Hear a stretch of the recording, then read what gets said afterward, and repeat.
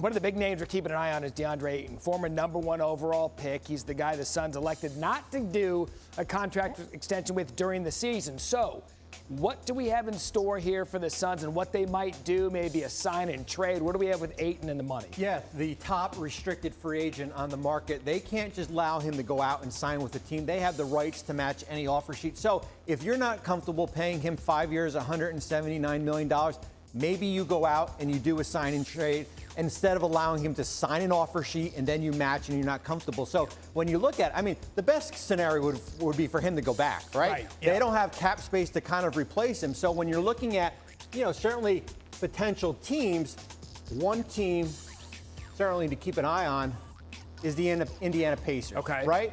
$26.5 million in cap space.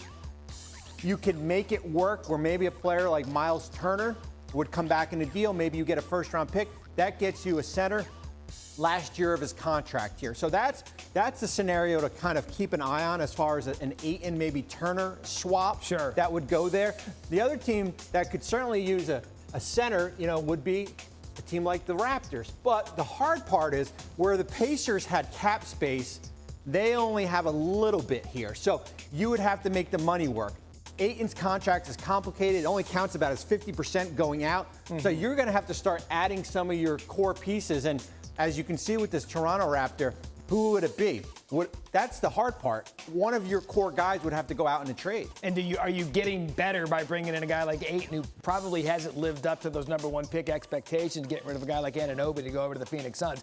As a front office insider, I'd like your take on this as it regards to the Suns. When you're a #1 overall pick, like Deandre Ayton, if the team was interested in keeping him around long term, would this normally have been something that would have been done in the regular season to not even have gotten to this point? He would have gotten an extension last offseason when Luka got one in Dallas, when Trae Young got one in Atlanta. We wouldn't even be talking about DeAndre Ayton right now. Oh, by the way, the Suns were talking about both Luka and Ayton come draft night.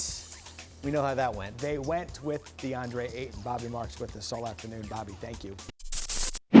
Thanks for watching ESPN on YouTube. For live streaming sports and premium content, subscribe to ESPN+.